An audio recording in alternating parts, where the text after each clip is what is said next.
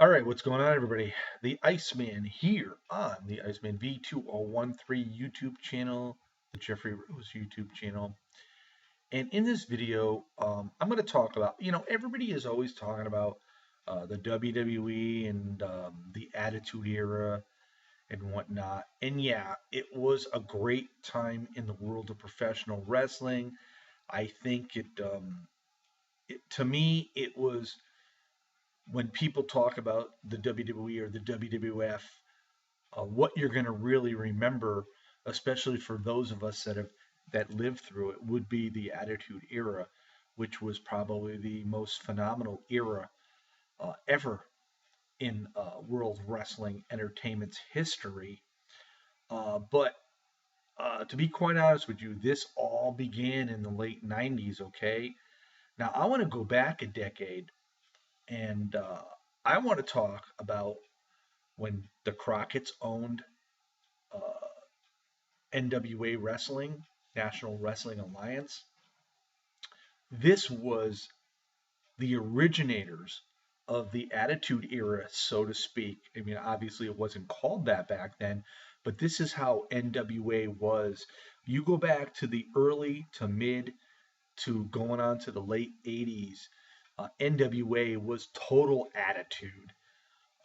They were the very best at what they did.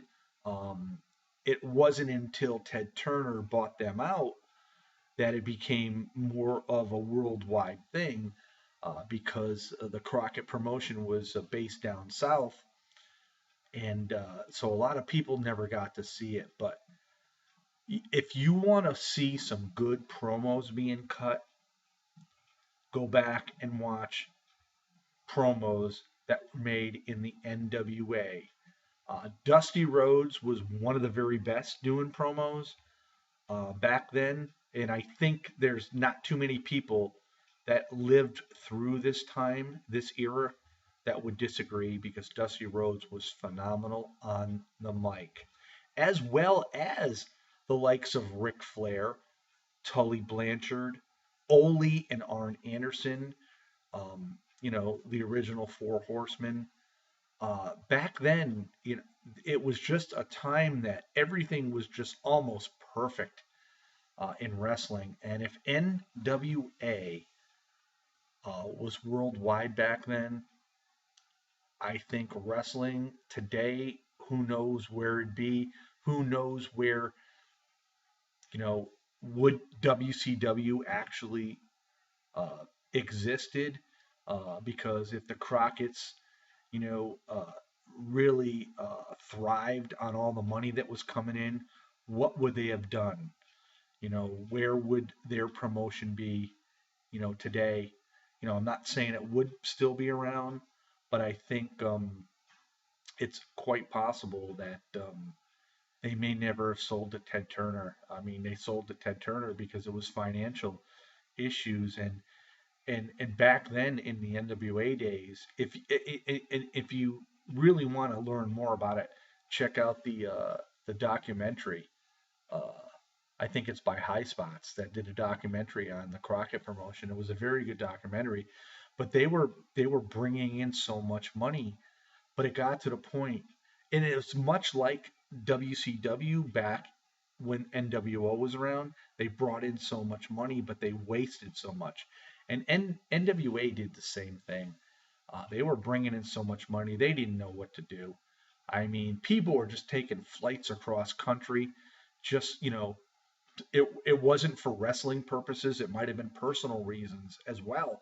And because they had so much money, nobody stopped them. They didn't care.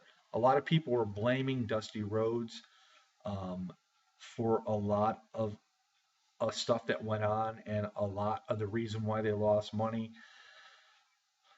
Don't discount Dusty Rhodes because he came up with war games. He came up with the idea of Starcade. Dusty Rhodes was very creative and very innovative. And I think the NWA and Crockett's were very, very fortunate to have a guy like Dusty Rhodes because who knows, what would have happened if they didn't have this guy. But if you go back and watch promos. Even a little later when Crockett still owned it and they were on TBS, the promos on like Saturday Night Main Event or not Saturday Night Main Event, WCW Saturday Night or whatever the name of the show was back then, I forget.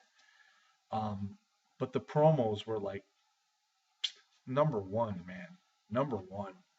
I mean, everybody that was on that mic back then, even the valets, Precious, Baby Doll, um, they all they just they were superb in what they did. Jim Cornette was another one. Paul Heyman as Paul E. Dangerously. I believe it was like around the 88 time, 1988, when Heyman ended up joining the Crockett's in NWA. It was a fun time. It was a fun time. And the point of this video, though, is NWA was the original Attitude Era type of the WWE, but the point being, NWA was always like that. They just, in that time, they were, man, you would see a lot of things back then that obviously you'll never see happen today. But WWF, I should say, during that time span, until Vince Jr. took over, and then he created WrestleMania and all this. Even then, I mean, it was a new thing for that promotion, so that's why that promotion was getting a lot of attention, because at the time Vince did make Hulk Hogan very, very huge, and so everybody was like sort of focusing on Hogan and the WWF back in those days. But it took them a very long time. It took them from like 85 until the late 90s. And it wasn't until WCW, again, which was the former NWA, to bring out the best in the WWF.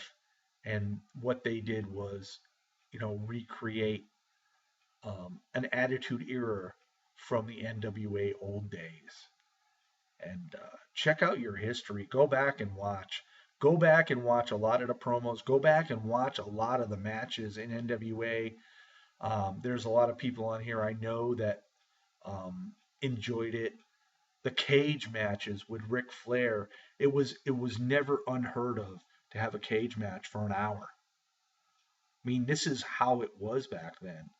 I mean, I've seen Ric Flair in a cage match with Sting, Ronnie Garvin, Jimmy Garvin, and that's a name you don't hear much anymore, is gorgeous Jimmy Garvin, and his wife, butt valet, Precious. Those were the good old days. And I don't see wrestling ever getting back to that point. But I honestly do believe with all the FCC regulations and everything is so much more lenient nowadays than it was back then. So you say to yourself, well, if NWA could do all this stuff back then, NWO and WCW could do all this stuff back in the late 90s. The WWF did all this stuff back in the late 90s. And now here we are in 2015 where the FCC is so much more lenient. Why not? Why not? If promotions are worried about their ratings, go back. Go back to what really drew the fans. And what drew the fans was the NWA back in the 80s, the WCWs back in the late 90s, as well as the WWF with the Attitude Era. And they can do it. There's no reason why they can't. A lot of people are saying they're blaming John Cena because it's the PG era. Let's see what happens when John Cena finally retires from the WWE. Let's see what really happens, because if you're going to blame John Cena and the WWE doesn't make any kind of changes to go back to where they know what they can get viewers with, was it really John Cena's fault in the first place? This man opinions thinks it's not John Cena's fault anyhow. It is just solely the WWE's fault. So again, go back and check out the old NWA stuff. Watch their promotions, watch their promos. Go back and just do a search on YouTube for WCW Saturday Night or Worldwide Wrestling, which was hosted by Jim Ross back, a very young Jim Ross, and he was very good at what he did. Um, the days of Gordon Soley, uh, it was phenomenal. It was totally phenomenal. And you would, like I said, you would think, if they could do all this stuff back 30 something years ago, with regulations being so tight as what they were, don't you think here in 2015 that the wrestling promotions can do that much better? It's a thought. So there you guys got it here on this Tuesday night. I'm going to watch NCIS tonight. It looks to be a very good show. I've missed a lot of good regular TV programming due to the world of professional wrestling. And one way or another, I watch them both. So everybody have a great night tonight. Peace out. We'll see you all next time.